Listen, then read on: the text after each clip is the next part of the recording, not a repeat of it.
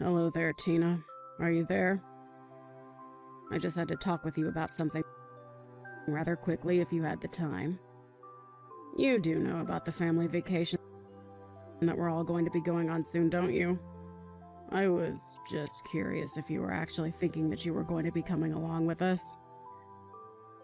I guess what I'm really trying to ask is that you don't really think that you're a part of this family, do you? Because if you do, then I really just think that you need to wake up and face the real world. You are a nobody to us. You're nothing. And you are certainly not, nor will you ever be a member of this family. Hello, Rachel. It's just so lovely to hear from you. Thank you so much for double-checking my schedule. Yes, I was, in fact, thinking of going on the trip, if you must know. After all, you were all going to go in our car, isn't that right? Yes, we were going to use your car, but I don't see why you think that that gives you a right to come along with us. I mean, do you really need to tag along? Well, it's been a long, long time since my husband and I have gotten to take a trip. But I remember that Dan mentioned wanting to stop at a nice brewery that was going to be on the way and asked if I wouldn't mind driving so he could drink a little. So actually, another reason why I was going along is to make sure that everyone can have safe, responsible fun. You actually have nothing to worry about, you see. I'll be the one driving. Oh, please. What kind of stupid little excuse is that? Is that really the best you can come up with? You think you deserve to go with us just because you can drive?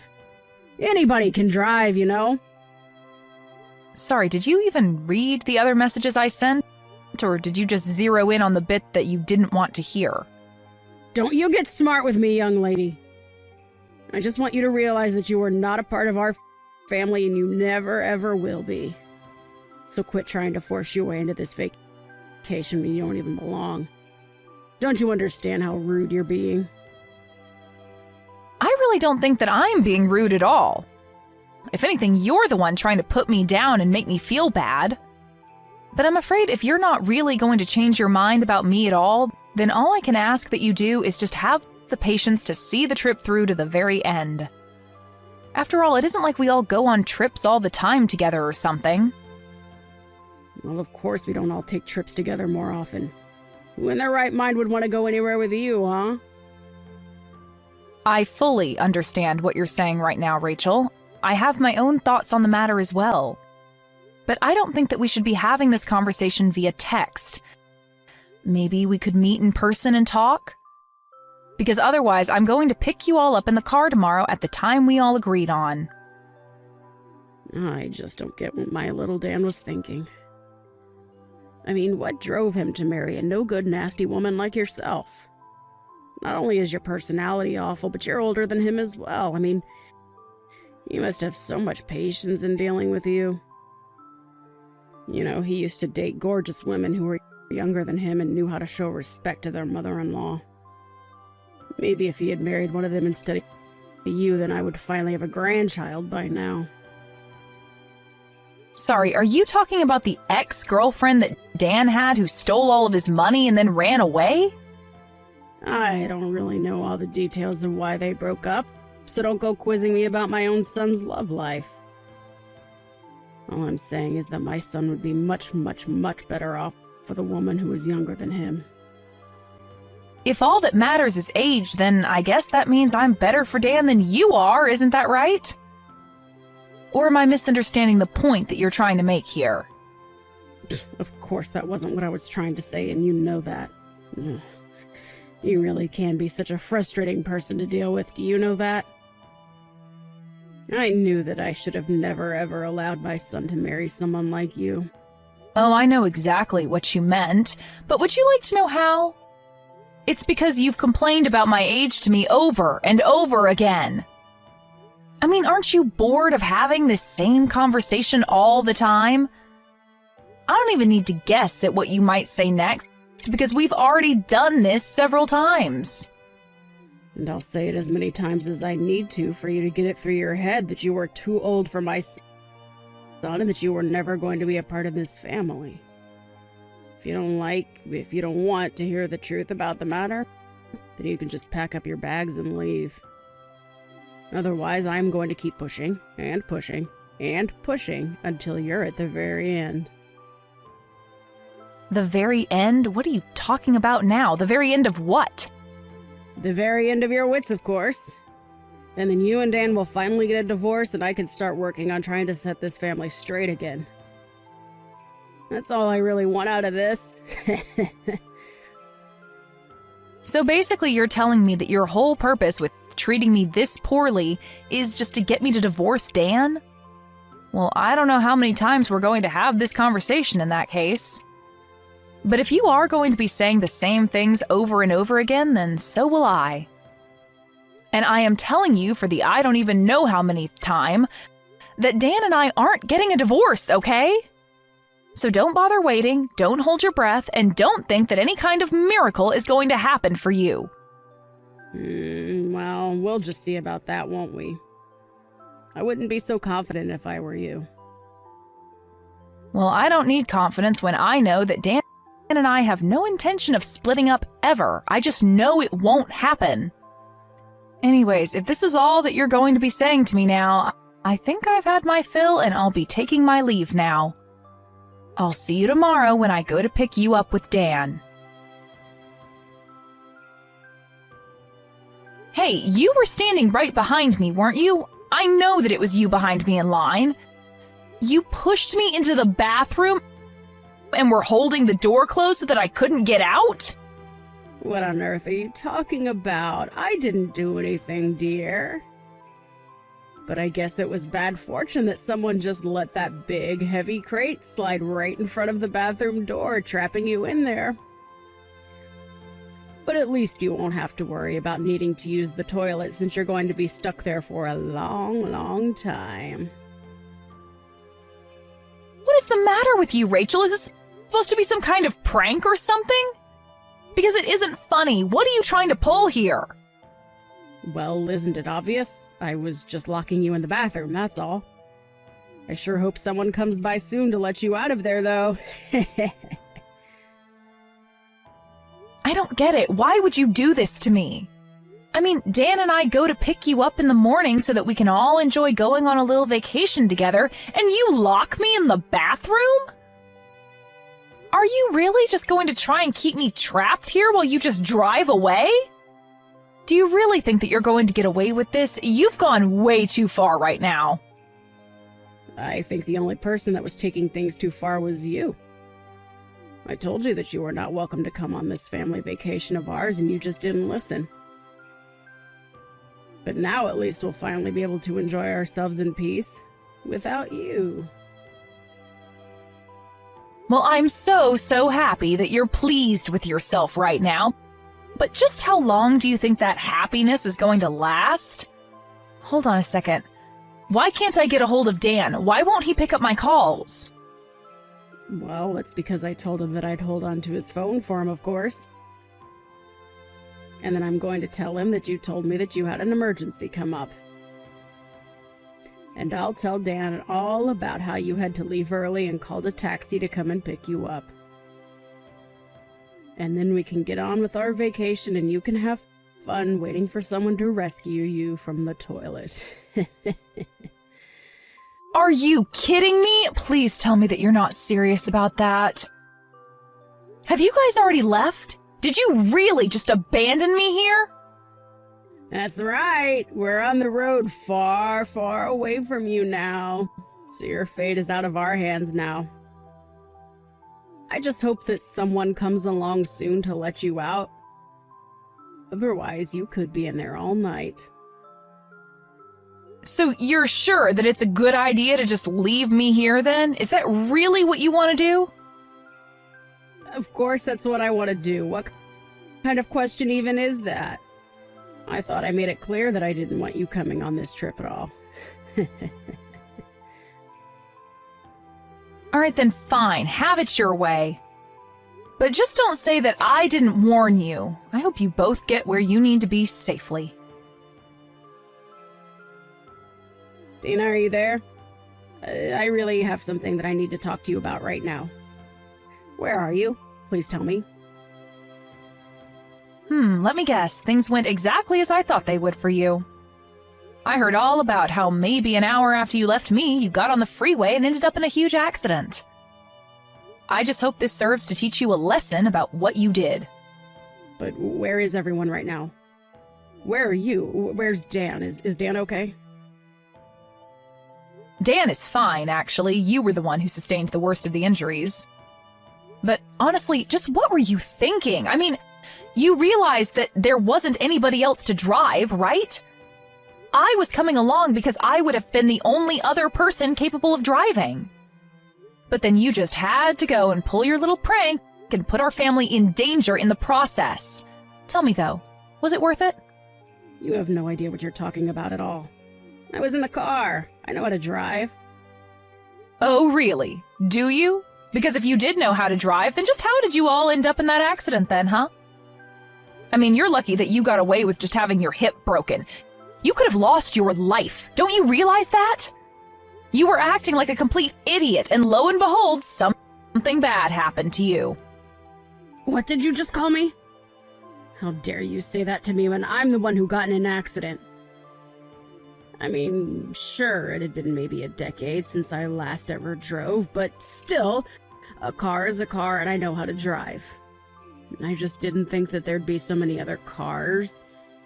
And I forgot how fast you have to go on the highway. So basically, you didn't know how to drive, is what you're saying then. In fact, is your driver's license even still valid? Or were you just driving around with an expired license? You know that means you could be arrested for what you did, don't you? Wait, what? You think that I'm going to be arrested? I mean, you were the one who was behind the wheel of the car. Who else would be liable? Dan and your husband were drinking, so they weren't going to drive, and the only sober person there was you. But you clearly don't know how to drive anymore, and you don't even have a valid license. You were driving, you caused the accident, it's your fault. But that isn't fair. It's not like I forgot how to drive. Besides, it's not my fault that I can't get a new driver's license. It's those darn people at the DMV who refuse to renew it for me. That's right, I had almost forgotten about that. I remember you mentioned that before Dan and I were even married.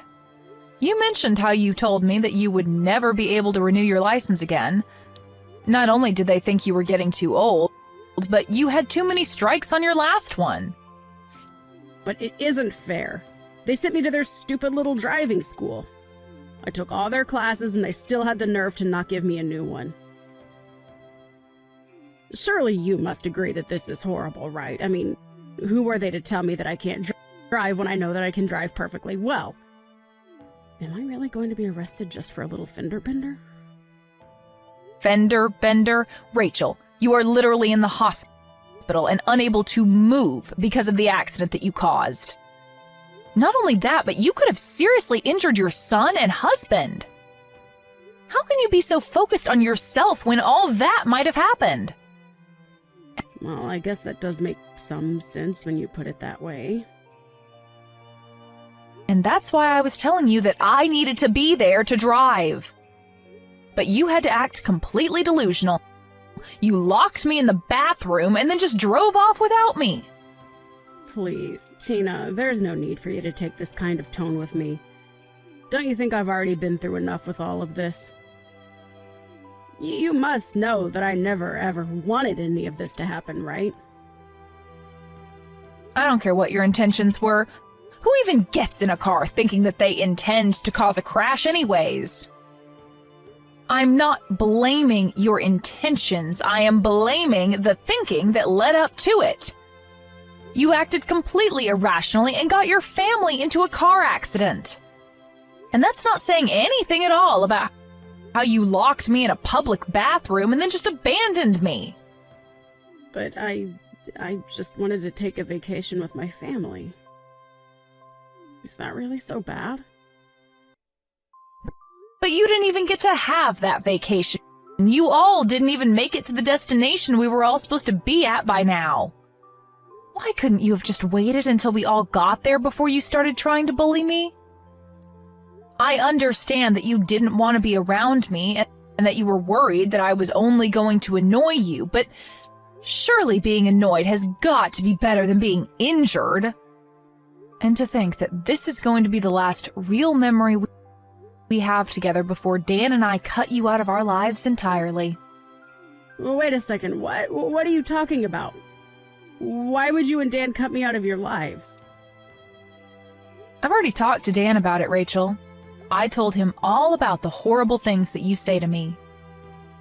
And now, with all that's happened for the vacation, he just can't tolerate you any longer. In fact, he was already going to talk about this with you before we even went on the trip, if you must know. Hold on a second. Now that you mention it, Dan did say that he had something important he wanted to talk to me about. You're telling me that this is that. He wanted to tell me that he didn't want me around anymore? That's right. And there's one more thing that you should know, Rachel. I'm pregnant. Wait, what? You've got to be kidding me. Why am I just hearing about this now? You're only hearing about it now because I know that letting you know any sooner wouldn't have been good for me or the baby. I mean, do you have any idea just how stressful it already is talking to you like this? I knew that if I told you I was pregnant, you would be trying to control my life. I talked to Dan about this and told him that I don't know how I was supposed to go through with this if you were going to be constantly breathing down my neck about every little thing. So we talked and said that the best thing to do would be to put physical distance between us all. So we're going to be moving away. But this is all so much. I can't handle all of this news at once. How is this happening? It's happening because we didn't want you to know a word of it, but now that we're about to cut you out of our lives anyways, it doesn't really matter. That, and you never even gave me a chance to speak about my life to you. You were always just interested in putting me down. But now you've gone and made a mistake that can't be undone. And in doing so, you've confirmed every fear about you that I've had. And you've shown your son and husband that you're nothing but a mean bully who doesn't deserve the loving family she has. But wait, Tina, please. If you're pregnant, then this changes everything. I mean, can't we just pretend like nothing ever happened? We can just put all this behind us, can't we? Why didn't you ever tell me about this? I literally just explained to you why I didn't tell you. Did you even read the messages that I was sending you? I told you that you were just going to try and interfere with our lives even more if you know that I was pregnant. Dan and I were going to use this as the chance to cut you out of our lives. That's why you didn't know about it until now. But then you mean you're not even going to let me meet my own grandchild? Well, it's going to be hard for you to meet them anyway, if you're behind bars for what you've done. Please don't say things like that. You really can't think that they would throw an old lady like me in jail. I'm sorry, but the law is the law. Do you really think that you're above just because of your age? Either way, you're not going to be our problem anymore. We want nothing to do with you ever again, and we are going to be cutting you out of our lives. Whether or not you get arrested after this, it really makes no difference to me at all. Just wait, Tina. You can't be serious about this, right? I mean, you're really just going to abandon me during my time of need like this? Please, I had no idea that you were pregnant. That really would have changed everything. I promise that I'll change. I'll help you raise them well. You have to believe me. We do not want you to have anything to do with our child at all, Rachel. That's the whole reason we're going to be moving as far away from you as we can. Just stay out of our lives and don't come looking for us. Do you understand? So then you're really serious about all this? But I never even gave Dan permission to do this. You can't just leave me! I'm afraid that we've already made up our minds and we're going to be moving out. That is final. Just remember that you're the one that's going to have to explain all this to your husband. You're going to have to tell him that you were so horrible to me that you pushed me and your son away to the point that we never want to see you again.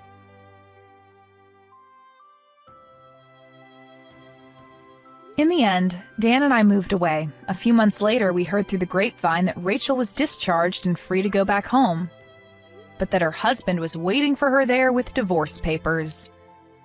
She was in the hospital for so long recovering that you would have thought she learned some kind of lesson, but apparently it wasn't enough for her husband.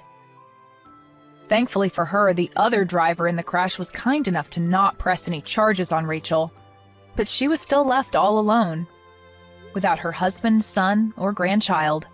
I have no idea how she's getting along now. Thank you for watching. If you liked this video, please give it a thumbs up and don't forget to subscribe to see more content like this.